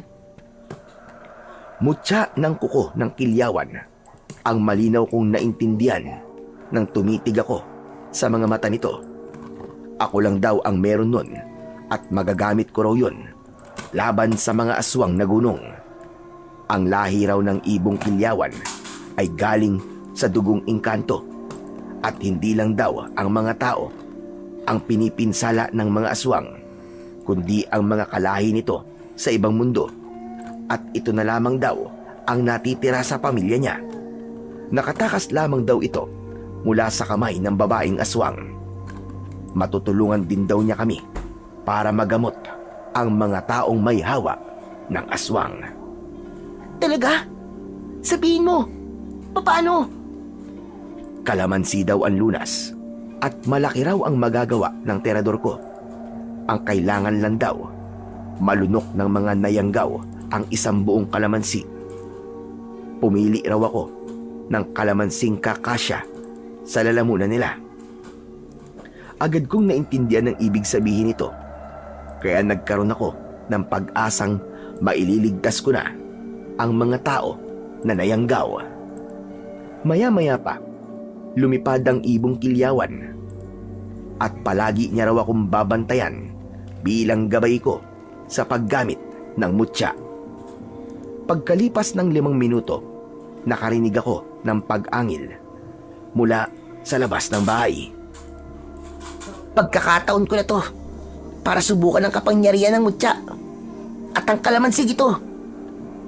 Lumipad palabas ng bahay ang Kilyawan, samantalang ako, hinubad ko ang terador sa leeg ko at pagkatapos, binalahan ko yun ng kalamansi. Lumabas ako ng bahay at nagulat ako nang tumambad sa paningin ko ang naglalaki ang mga aso. Alam kong hindi niyo gusto ang nangyayari sa inyo. Kaya tutulungan ko kayo. Tulog ba ka ba? Sarili mo muna ang tulungan mo. Nasa amin ang lolo at kuya Darius mo. Nagkamali sila ng karinderyang pinasok. Ano? Anong ibig mo sabihin? Nahuli ko sila sa isang patibong. Akala nyo ba, maiisahan nyo kami? Una pa lang, alam ko na kung sino kayo. Hayop ka, Alimirna. Magbago ba ng anyo mo? Hindi ka makakapagtago sa akin ng totoong pagkatao mo. Mahusay ang mutyang nakabaon sa balikat ko. Dahil mabilis kong nakilala ang aswang nakaharap ko, nakikita ko rin kung saan ko siya dapat patamaan ng sandata kong kalamansi. Nasaan si Lolo Gurban? Nasaan siya? Nasaan muna ang aking ibon? Ibalik mo siya sa akin. Hindi mo siya pag-aari. Alam ko kung bakit kinuha mo ang ibong Kilyawan. Dahil sa taglay niyang mutya. Tama ba? Halatang natigilan ang aswang sa sinabi ko. Dahil doon, mabilis siyang sumugod sa akin. Ngunit sinalubong ko na kagad siya ng terador na tumama naman sa kanyang leeg. Bumaligtad siya at pabalibag siyang bumagsak sa lupa. Ganong kalakas ang epekto ng kalamansi sa katawan niya dahil sa mutya ng Kilyawan. Hindi maaari. Paano nangyari yon? Bakit ang lakas mo? May liwanag akong nakikita. At itinuturo ng liwanag na yun kung saan kita dapat patamaan. Kaya habang maaga pa, sumuko ka na. Hindi ako susuko. Tao ka lang. Mahina at pagkain lang namin kayo. Isang batang walang alam kundi maglaro ng tirador. Sige mga alagad ko. Patayin ninyo ang batang yan. Sabay-sabay na umatake sa akin ang malalaking aso. Lahat sila ay umaangin ng malakas, kaya nakabuka ang kanilang bibig. Isa-isa ko silang tinirador at pinatamaan ko sila sa ngalangala. Nalunok nila ang bala kong kalamansi at bumagsak sila sa lupa habang nagkikikisay ang katawan. Anong ginawa mo sa kanila? Anong ginawa mo? Ibabalik ko na sila sa dati. Kaya wala ka ng silbi. Dahil alam ko na kung paano kita tatalunin. Heto naman ang para sa'yo! Tatlong magkakasunod na pagpapakawala ng kalamansi ang ginawa ko, at lahat ng yun tumama sa katawan ni Aling Mirna. Kahit mabilis siyang kumilos, hindi niya magawang mailagan ang mga pag-atake ko. Muli siyang bumagsak sa lupa at nakita niya ang mga alagad niya. Paanong nangyari ito? Naging tao na silang lahat. Anong ginawa mo? Natanggal na ang hawa ng pagiging aswang nila. Wala na silang yanggaw. At nakalaya na sila sa pagiging alipin sa kapangyarihan mo. Mamaya, magsusuka sila at ilalabas nila ang lahat ng mga pagkain na ginamit mo sa kanila para yang gawin sila. Hindi. Hindi maaari. Hindi totoo yan. Totoo ang lahat ng mga yan. Tsaka ito pala ang bala para sa'yo. Tsak, mamamatay ka na rito. Malapitan ko siyang tinirador sa kanyang mga mata. Halos tumagos ang kalamansi sa kanyang ulo dahil sa lakas ko, hanggang sa bumagsak siya sa lupa. Maya-maya pa, lumitaw ang liwanag mula sa balikat ko at itinuro ng liwanag ang bahagi ng katawan ng aswang para doon ko ito patamaan sa may sikmura. Naroon ang isa pa niyang kahinaan. Agad ko itong tinarget ng tirador at bumaon ang kalamansi sa sikmura niya. Bumulwak ang dugo mula sa sugat niya at nagkikikisay ang kanyang katawan. Kumalat ang dugo nito sa lupa hanggang sa maubusan ito ng dugo. Sunod nun, ang paninigas ng kanyang katawan dahil tuluyan na siyang binawian ng buhay. Lahat na kasamaan, palaging may katapat na kaparusahan. Ngayon, si Mang Asyong naman, humanda siya sa akin. Isusunod ko na siya. Bago ko umalis, ay sinulyapan ko pa ang mga aswang na bumalik na sa pagiging tao. Wala silang saplot, kaya nagtataka sila kung paano sila nakarating doon. Ipinaliwanag ko sa kanila ang mga nangyari at binalot ng takot ang puso nila. Kaya pala nagbago raw ang ugali nila dahil nasa ilalim na sila ng impluwensya ng Yanggaw. Pagkatapos nilang magpasalamat, ay umalis na ang mga ito. Ako naman, nagdala ng maraming kalamansi at isinilid ko yon sa bulsa ko. Isinabit ko rin sa leeg ko ang tirador. Kahit madilim ang paligid, malinaw kong nakikita ang daan na para bang may sarili akong ilaw. Sa impapawid naman, dinig ko ang pagaspas ng pakpak ng kilyawan. Palagi siyang nakasunod sa akin habang ako ay naglalakad. Hanggang sa humantong ako sa kinaroroonan ng karinderya.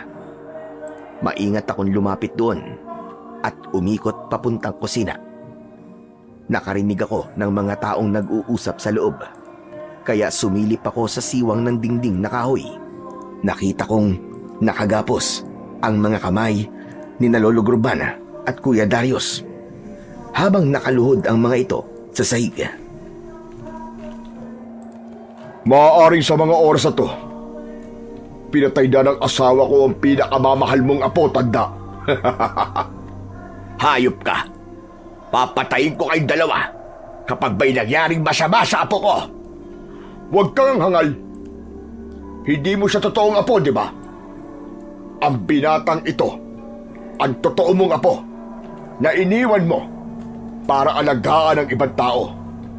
Napakawalang kwenta mong lolo. Nabigla ako sa mga narinig ko at halos malagas ang mga ngipin ko dahil sa galit. Hindi ko tuloy na malayang tumutulo na pala ang aking luha sa mga mata ko. Kahit hindi siya dugo at laman ko, mahal ko si Popoy. Kaya gagawin ko ang lahat para protektahan siya. Kaya iniwan ko siya. At yun ang pagkakamaling ginawa mo. Iniwan mo siya para sa totoo mong apo. Nakita kong tahimik lang si Kuya Darius. Para bang alam na nitong totoo silang maglolo. Kung sa bagay, sa laki pa naman ang kasalanan mo sa batang yon, natural na aalagaan mo siya. Hindi ba't namatay ang mga magulang niya dahil niyanggaw ko ang pamilya niya? Dahil hindi mo mahanap ang lunas para matanggal ang kanilang pagkaaswang. Pinatay mo sila. Tumigil ka! Tumigil ka! Ano kaya magiging reaksyon ni Popoy kung sakaling marinig niya ito, na ang lolo na nag-alaga sa kanya ay siya palang pumatay sa mga magulang niya? Tumigil ka! Alam ng Diyos na hindi ko ginawa ang bagay na yan nang walang paintulot na mga magulang ni Popoy. Hindi ka magtatagumpay sa pagsira sa amin. Maiintindihan ni Popoy kung bakit pinatay ni Lolo ang mga magulang niya. Sinong niloko nyo? Ako nga hindi nyo naloko. Yung bata pa kaya? Dahil sa mga narinig ko, winasak ko sa suntok ang dingding ng karinderya. Dahil sa mutya, kaya nagkaroon ako ng pambihirang lakas. Ngunit may gaan ng katawan na kasing gaan ng ibon kapag lumilipad. Mabilis akong nakapasok sa loob ng karinderya. Lolo? Bakit?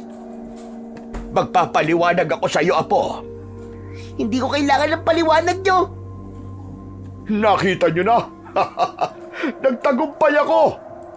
Teka, nasaan ang asawa ko? Pinatay ko na. At inubos ko ang dugo niya. Total, hindi sa kanya yon. Galing yun sa katawan ng mga biktima ninyo. Kasabay ng sigaw ko at pinagsamang galit, lumiwanag ulit ang balikat ko. Mabilis akong nakalapit kay Mang Asyong at sinuntok ko siya sa dibdib. Bumalandra siya sa dingding, kaya nabutas yun at lumusot siya hanggang sa labas. Paano nangyari yun? Bakit ang lakas mo? Mabilis kong hinubad ang tirador sa leeg ko at binalahan ko yun ng kalamansi. Agad kong tinarget si Mang Asyong. Kaya lang, nasalo niya yun kasunod ng pagbabago niya ng anyo. Humaba ang kanyang mga kuko sa paa at kamay. Nagbago din ang kulay ng kanyang mga mata at tumubo ang kanyang mga pangil sa bibig. Sa isang iglap, naging nakakatakot na aswang gunong ito. Napansin ko naman na kinakaskas ni Kuya Darius ang tali sa kanyang kamay sa itak ni Lolo Gurban. Kaya bago umatake sa akin ang mga alagad ni Mang Asyong, nakawala na ang dalawa sa pagkakagapos. Sabay silang nakipaglaban sa mga aswang. Hayop ka, Mang Asyong. Malapit na ang katapusan mo. Hindi. Hindi ang kagaya mo ang magpapabagsak sa akin, bata. Lalong hindi ang tulad mo ang papatay sa akin. Hetong sayo. Isang malakas na pagtira ng tirador ang ginawa ko at tinamaan ko siya ng kalamansi sa mata. Umatungal ito dahil sa sobrang sakit. Hindi! Ang mga mata ko! Ang mga mata ko tinamaan ng kalamansi! Magbabayad ka sa ginawa mo! Papatayin kita, uhuging bata! Kulang pa yan sa lahat ng buhay na sinira mo at kinuha mo! Heto pa ang kasunod! Ang leg ko naman ang tinamaan ng kalamansi! Napakahayop mo talaga! Naghihina ako! Anong meron ba yan sa sandata mo na yan? Hindi na mahalaga kung ano meron dito. Ang mahalaga, nakita mo ang pagbagsak mo! Malalaki ang hakbang na nilapitan ko siya at malapitan ko siyang tinerador at pinatamaan ko ng kalamansi ang kanyang sikmura. Pagkatapos, pinuntirya ko uli ang kanyang leeg. Ang init! Napapaso ako at unti-unting humihigpit ang balat ko na para bang may pumipigas sa katawan ko! Hindi maaari! Nasa iyo ang mutya ng kuko ng kilyawan! Hindi ako makakapayag! Lalaban ako! Ha! Sadya kong itinira ang isa mong mata para makita mo kung paano ko aalisin ang yanggaw sa katawan ng mga alagad mo. Tignan mo kung ano ang gagawin ko! Itinutok ko ang terador sa mga alagad ni Mang Asyong. Sunod-sunod ang pagpapakawala ko ng bala at itinaon ko kapag bukas ang bibig nila para malunok nila ang kalamansi. Lahat ng nakalunok bumagsak sa lupa. Nagkikikisay ang katawan at sumusuka ng mabahong likido. Maya-maya pa, lahat sila bumalik sa pagiging tao. Hindi! Hindi ito totoo! Hindi maaari ito! Sigira mo mga plano ko, hayop kang kuton lupa ka! Pinatay mo pa ang asawa ko! Pagbabayaran mo ang ginawa mo ito! Habang tumatakbong papalapit sa aking kinaroroonan si Mang Asyong, nakatutok naman ang tirador ko para patamaan ang isa pa niyang mata.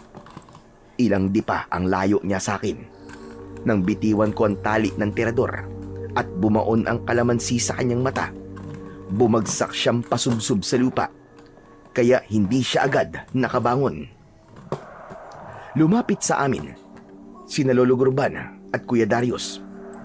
Huli na para maiwasan ni Mang Asyong ang pagbaon ng itak ni Lolo Gurban sa likod nito. Si Kuya Darius naman ay nilaslas niya ang leeg ng aswang gamit ang kanyang mga kuko. Sa huling bala na natitira sa bulsa ko, malapitan kong tinarget ang batok ni Mang Asyong at tumagos ang bala ko sa leeg niya. Kumalat ang dugo nito sa lupa hanggang sa matuyo ang katawan nito. Kumupi ang bungo ni Mang Asyong hanggang sa tuluyan na itong namatay. Apo, paano mo nagawa ito? Paano mo nalaman ang lunas? Hindi ako sumagot. Sa halip, tumingala ako at mula sa impapawid, bumaba ang mahiwagang ibong kilyawan at dumapo sa balikat ko. Ipinaliwanag ko sa dalawa kung paano ako nagkaroon ng kapangyarihan at kung paano ko natuklasan ang lunas. Maging ang tunay na lahi ng kilyawan ay ipinaliwanag ko rin sa kanila. Ilang sandali pa, kumuha ako ng kalamansi at ipinatak ko ang katas nito sa balikat kong may mutya. Sinunod ko ang utos ng ibong kilyawan at sa awa naman ng Diyos ay natanggal ko yon nang walang sakit na nararamdaman. Maya-maya pa, napunta ang usapan sa tunay kong pagkatao. Kaya po paulit-ulit kayong humihingi ng tawad sa akin? Dahil kayo po ang pumatay sa mga magulang ko. Patawarin mo ko, Apo. Kung nagsinungaling ako sa iyo. Narinig ko po ang lahat. Nagulat lang po ako. At balang araw ay makakalimutan ko rin po ang mga narinig ko. Ang tungkol po kay Kuya Darius. Paano niyo po nakilala ang apo niyo? Dahil sa balat niya sa dibdib. Nakita ko yon nung araw na pumunta tayo sa bahay niya. Kaya po ba ganun na lamang ang pag-aalala niyo po sa kanya? Tama ka, Pupoy. Hindi rin niya alam na siya ang apo ko. Nalaman lang ni Darius nang binihag siya ni Asyong at ginamit upang mahuli ako. Hindi ko akalain na tayo pala ang nahulog sa patibong nila. Kung hindi po dahil sa kilyawan ko, hindi tayo makakaligtas at hindi ko malalaman ang totoong pagkatao ko. Patawarin mo talaga ako, Pupoy. Hindi ko sinasadya. Wala po kayong kasalanan, Lolo Gurban. Pinatay niyo po ang mga magulang ko dahil sa kailingan nila. Sa uli, mas pinili po nilang mamatay kaysa ang makapanakit ng tao. Nang malaman ko ang katotohanan sa pagkamatay ng mga magulang ko, tinanggap ko ang paghingi ng tawad ni Lolo Gurban. Samantala si Kuya Darius naman ay tuluyan ng gumaling mula sa hawa ng aswang. Kailangan lang pala na lunukin ng buo ang kalamansi na kasya sa lalamunan ng tao. Sa pamamagitan nun ay matatalo ang pagkain na nasa loob ng tiyan ng taong may yanggaw ng aswang na gunong. Pagkalipas ng 3 araw, 3 na kaming nagtutulak ng karitong puno ng kalamansi. Binabahay-bahay namin ang mga taong nayanggaw upang gamutin sila. Hanggang sa makarating kami sa baryong una naming naraanan noon. Sila pala ang nabiktima ng mga aswang gunong. Lolo Gurban, si Kuya oh. Hindi po nagtutulak ng kariton. Hinahayaan lang po ako. Darius, bakit naman pinababayaan mo ang kapatid mo? Ikaw talaga. Aray ko naman, Lo. Bakit niyo naman po ako pinalo? Nakakaya tuloy sa mga tao. Binata na ako pinapalo niyo pa. Sino ba nagsabing binata ka na? Para sa akin, kaedad ka lang ni Popoy. Pinapatulad mo kasi ang bata Kasi naman po ang hina-hina niya magtulak ng kariton Sabi na kasing gamitin na ulit ang mutya ng kuko ng kilyawan nang maging malakas na siya. Nako Kuya, kapag ginamit ko po yun, tsak na malalamangan kita. Sige ka, baka mas marami ang matuwa sa akin kaysa sa'yo. Ganun na. Humanda ka sa akin.